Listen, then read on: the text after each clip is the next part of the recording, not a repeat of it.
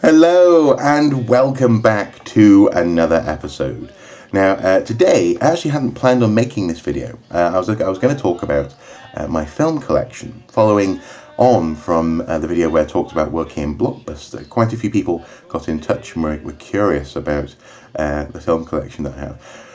It's quite an interesting film collection, and at some point I will return to that video. But I also, as fate would have it, just completed one of the most exciting, enthralling, investment-worthy, surprising, astonishing, politically savvy, philosophically intriguing, action-filled, charming, beautiful, elegant adventures that I'm ever likely to have, in particular in computer game format. And that, as you can probably tell from the title of the video, is of course the Bioshock Trilogy. Now, when I say that I've completed this trilogy, what I mean is I finally got around to playing Bioshock Infinite, but also actually just finished the second DLC, Burial at Sea Episode 2 for Bioshock Infinite.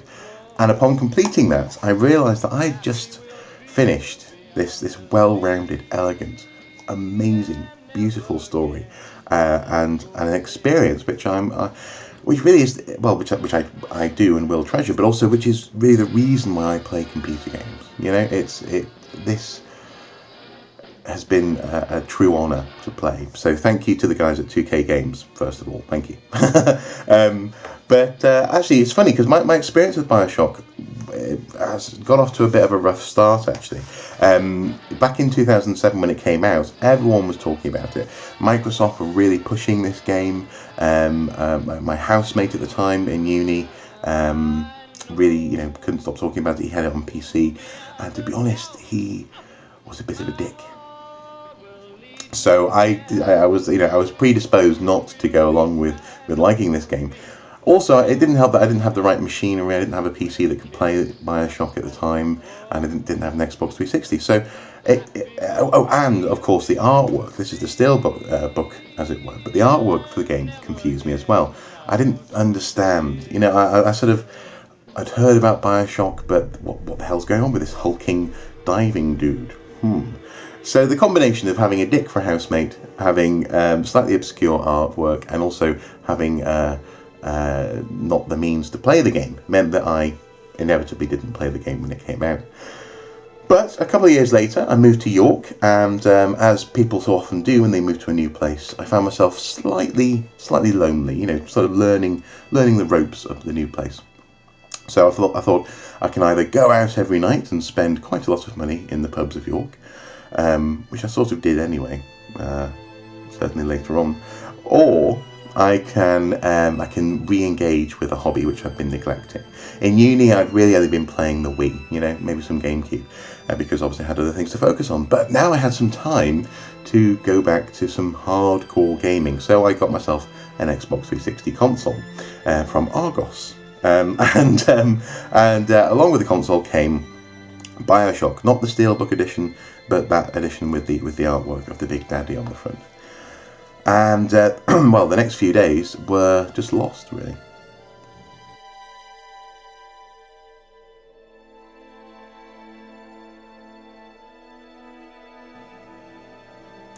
A moment of silence. The experience of going to Rapture, the atmosphere, the aesthetic of this post-utopian world which had been created under the sea. This city of Rapture, a vision where humanity would be free from the tyranny of political regimes and the villainous and decrepit influence of religion, was equally thrilling and surprising and terrifying and beautiful, and I never really looked back. Before I knew it, I had completed the story of Bioshock. I played it again just to really enjoy the game, and I was obsessed. I have to say, I really was obsessed. I really wanted to. I wanted to recreate, for example, the artwork. So I did lots of drawings in my room at the time, but also as well, I sort of wanted to live in Rapture. It was kind of weird, but I was really obsessed with the game for a little while. The gameplay mechanics were were fantastic. This idea of the science sort of Rapture having given people the ability to twist their genetic code to create these plasmids like fire, electricity, and so forth. The gunplay was quite good, although a little bit stiff when you go back to it from Bioshock Infinite. The first Bioshock feels a little bit rigid on the console, at least, and that's probably because it was originally a PC game. Or probably ideally optimized for PC, but still the FPS mechanics were fantastic. The political and philosophical intrigue which was woven into the game, the quandaries which shaped the 20th century about the relationship between God and man, between capitalism and socialism, between one's identity and one's society, were explored and laid out in such a way that, again, I was just absolutely obsessed. And most of the point, the way that the story unfolds in the playing, this game clearly took some cues from, for example, Half-Life. I keep on mentioning Half-Life as one of my favourite games. One day I'll talk about it in full. But this game did that thing where you're a silent protagonist and you're learning what's happening as you experience it. There's no exposition, there's no great backstory. You're essentially learning as the character is learning. And actually, there's sort of a bit of a hint, really, that they took inspiration from Half-Life, because the first weapon you get in Bioshock is, in fact, a wrench, not unlike a crowbar, if you know what I mean. We have also, as well, the fact that there's just an astonishing plot twist in Bioshock. I won't say what it is, but the plot twist is beautiful. Because not only do you not really see it coming on the second playthrough through the game, you sort of go, oh my god, it's everywhere. But also, as well, it's the way that actually what they're doing is they're playing with the conventions of a computer game. The fact that we all sort of usually play a computer game going from objective to objective, something flashes up on the screen and says, go here, and you go, okay, I'll go there. They played with that beautifully, and so I never really. Obviously, it was like a Sixth Sense moment, it was like a kind of thing, it's been right in front of you. But also, as well, it really, dare I say, it changed the way I think about playing a computer game and the experience of playing a computer game. So, Bioshock, the first game, Bioshock had a huge impact. And I'm so glad I finally played the damn thing. It's a beautiful Art Deco, decrepit world, and I love it.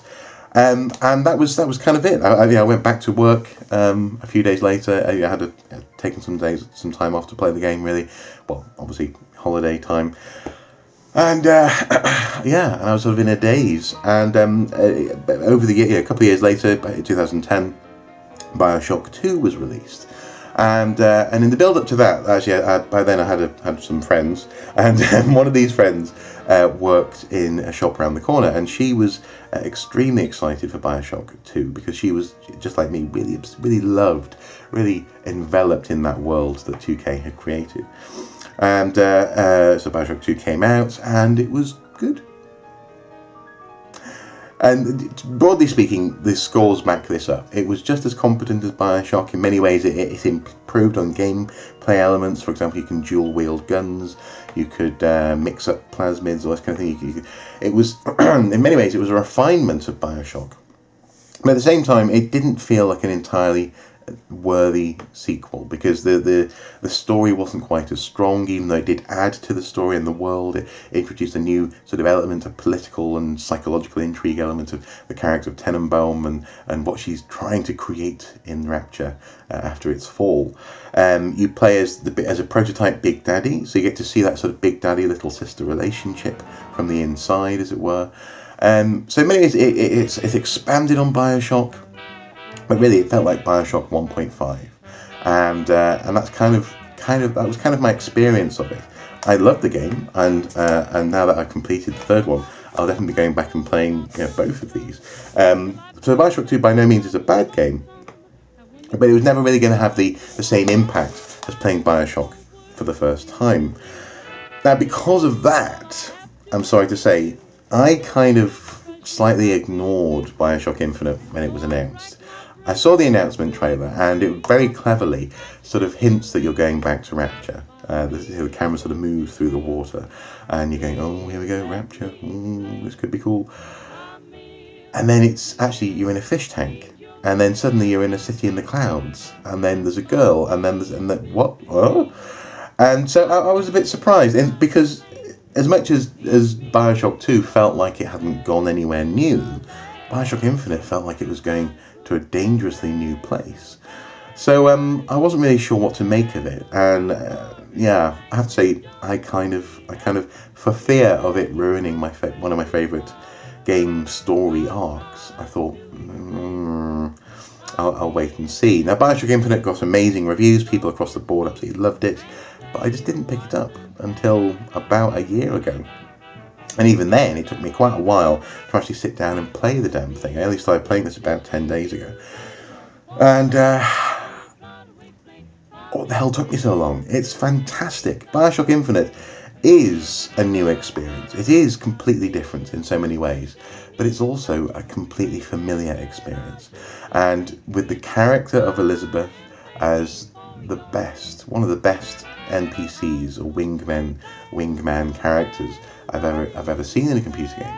Not only does she augment this sort of storytelling of to the silent protagonist, although he's not silent in this game actually, which adds to the sense of story. I really like that. Booker DeWitt is a wonderful protagonist for the story. Not only is there that, but also not only is there the familiar, but also is the fact that this thing just tears up and beautifully stitches in with the previous, really with the first Bioshock game, in a way which I didn't really see coming. I sort of thought it might be the case coming, sort of from roughly what I'd heard here and there on the grapevine, and sort of as far as Elizabeth's abilities go. But the way it played out was just gorgeous, absolutely gorgeous. The ending to Bioshock Infinite, people talk about this all the time, and they sort of go, that ending though.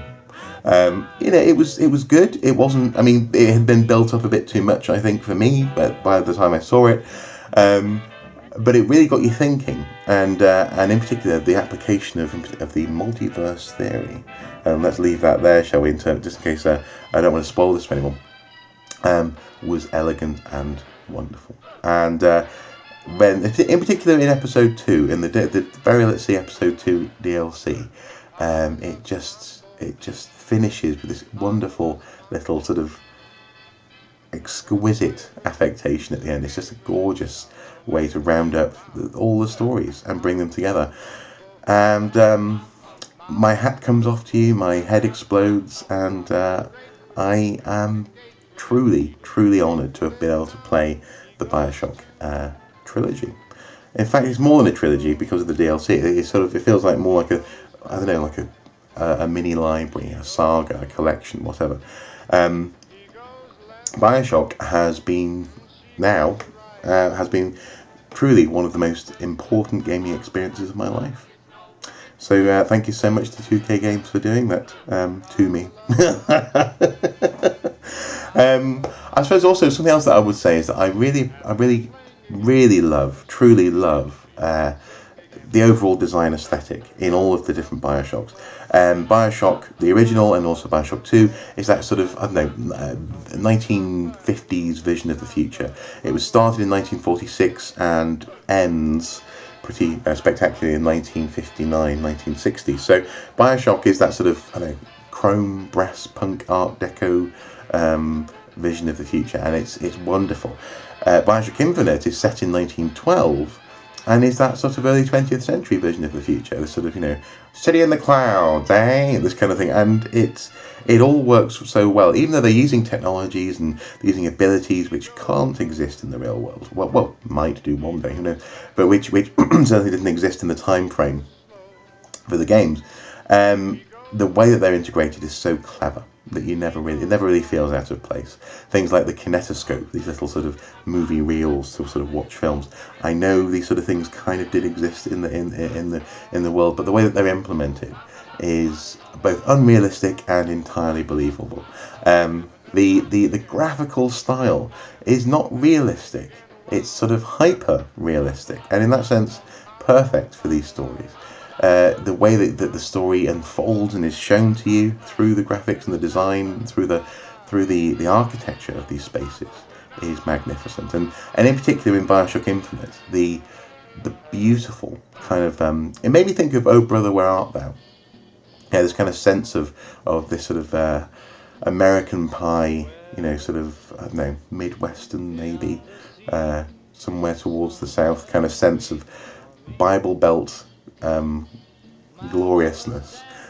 Really, it's seductive, but also perfectly presented. And I'm going to be getting the art books, definitely. I want to get the art book for Bioshock 2 and also Bioshock Infinite.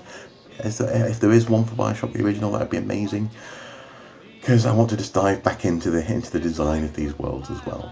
Anyway, that's enough about design. So there you have it. I love Bioshock. I just wanted to talk a little bit about why I adore this series, but in a way which hopefully doesn't spoil too much for people who haven't yet played it. This is an experience and really is worthwhile experiencing. It is an adult experience. All 3 games are rated 18, so I wouldn't recommend it for very young children, but it is such a beautiful way to ask questions of the world using a first-person shooter. It's just wonderful, and yeah, I couldn't recommend this more, so give it a go if you haven't already. Anyway guys, I've rambled on for long enough. Hopefully you have played Bioshock. If you have, please let me know below what you thought the first time, in particular the first time you played the first Bioshock game. That moment when you're going down in the bathysphere from the lighthouse and towards Rapture. And then of course in Bioshock Infinite you go up. It's just so beautiful. So the mirroring and let me know what you think below anyway. I really would love to hear your stories as well. And as ever, until next time, do take care. Bye bye.